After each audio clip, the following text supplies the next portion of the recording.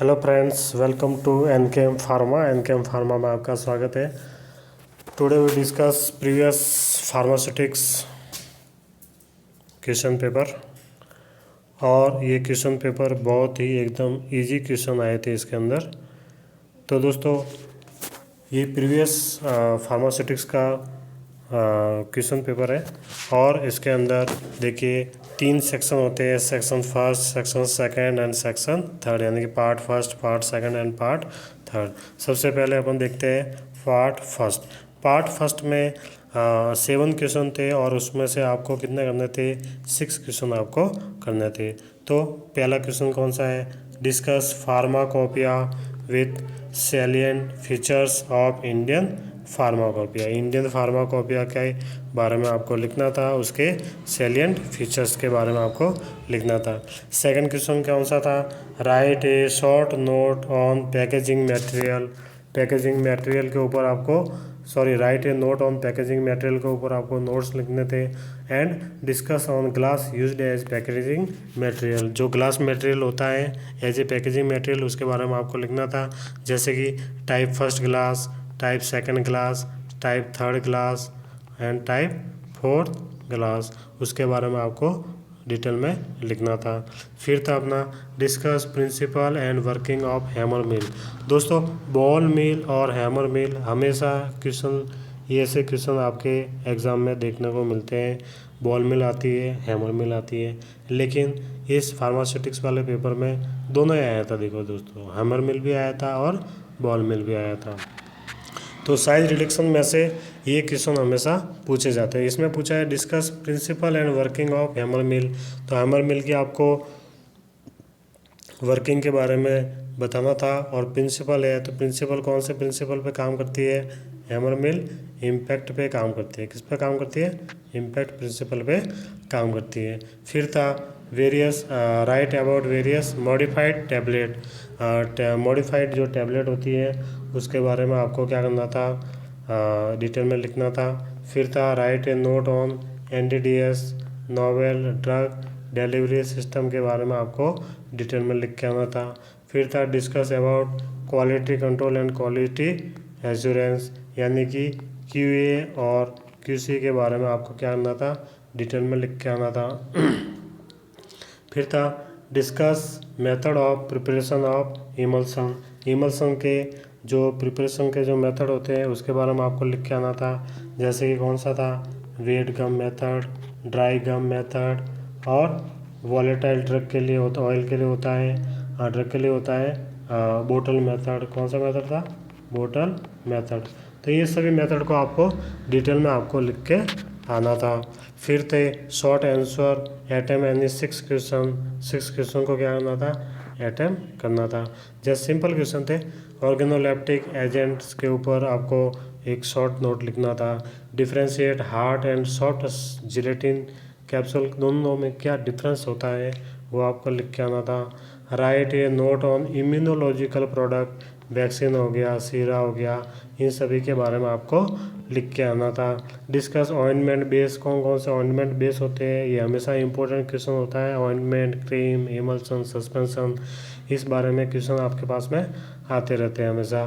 Right a short note on suppository, suppository के ऊपर आपको एक शॉर्ट नोट लिखना था। Different between cream and paste, cream और पेस्ट के बीच में आपको डिफ्रेंशिएट करना था उनको। Differentiate syrup and elixir, syrup और एलिक्जर्स में क्या डिफरेंस होता है वो आपको लिख के आना था। लिनीमेंट एंड लोशन, ये आपको शॉर्ट नोट लिख के आना था। लिनीमेंट क्या होते हैं, लोशन क्या होते हैं, ठीक है ना। और उसके बारे में फिर था स्टेराइल फार्मूलेशन क्या होती है, उसके बारे में डिस्कस करके आना था। Brief history of pharmacy education, pharmacy education के बारे में आपको शॉर्ट में हिस्ट्री लिख के आनी थी। जैसे कि बी फार्मा है, तो बी फार्मा का कोर्स सबसे पहले कहाँ से स्टार्ट हुआ था? BHU में हुआ था। एम फार्मा का भी कहाँ हुआ था? बनारस BHU में हुआ था। फिर था इसके अंदर फार्मेसी एज ए कैरियर, एक फार्मासिस्ट की जॉब अपॉर्चुनिटीज कहाँ कहाँ होती है, जैसे कि इंडस्ट्रीज में होती है, उसके बाद में गवर्नमेंट फार्मासिस्ट हो गया, state government and central government. उसके बारे में था आपका हॉस्पिटल फार्मासिस्ट हो गया और क्लिनिकल फार्मासिस्ट हो गया। तो ये सभी आपको फार्मेसी एज ए करियर में आपको लिख के आना था। फिर था दोस्तों सेक्शन 3 की बात करते हैं। एकदम सिंपल सेक्शन था ये, 1 लाइनर क्वेश्चन थे और 1 वर्ड टाइप के क्वेश्चन थे। देखो सिंपल है, name of 2 equipments used for drawing. जैसे कि ड्राइंग के लिए कौन कौन से इक्विपमेंट, 2 इक्विपमेंट के नाम लिखने, जैसे कि फ्लोडाइज बेड ड्रायर हो गया, फ्रीज ड्रायर हो गया, वैक्यूम ड्रायर हो गया। तो आपको ये लिख के आना था एकदम, जो कि एकदम क्या था, सिंपल था। Name of any 2 equipment used for filtration के लिए होता है, मेम्ब्रेन फिल्टर हो गया, सिंट्रेट ग्लास फिल्टर हो गया, ड्रम फिल्टर हो गया, लिप फिल्टर हो गया। तो आपको कोई भी 2 फिल्टर इक्विपमेंट के नाम लिख के आना था। फिर था name of equipment used for mixing.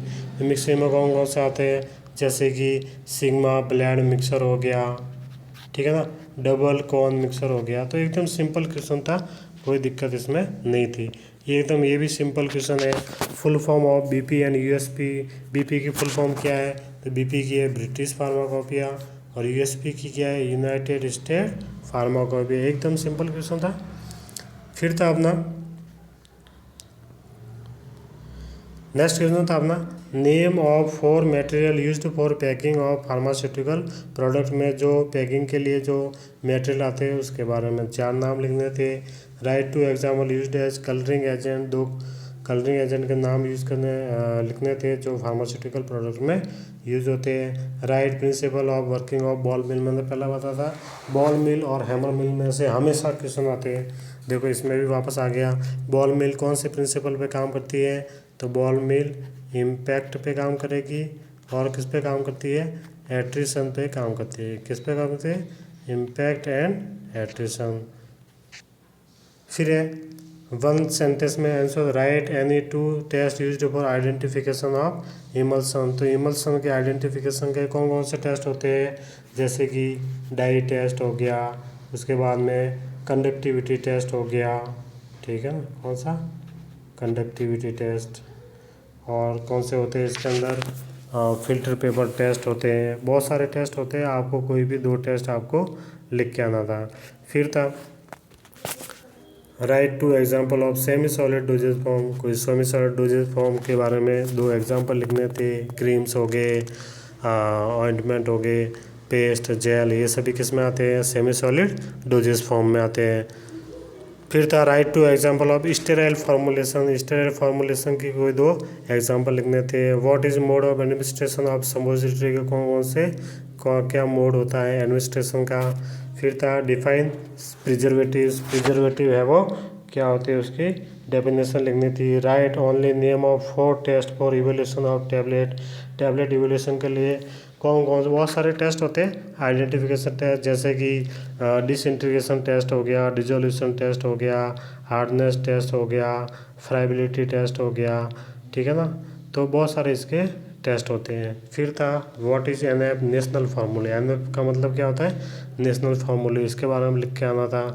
फिर था 1 सेंटेंस में डिफाइन सस्पेंशन इन 1 लाइन। तो सस्पेंशन क्या होता है, suspension is a biphasic liquid dosage form. इसके अंदर जो डिस्पर्स फेज होती है वो कौन सी होती है, डिस्पर्स फेज सॉलिड होती है, और जो कंटिन्यूस फेज होती है वो क्या होती है, लिक्विड होती है। क्या होती है दोस्तों, लिक्विड होती है।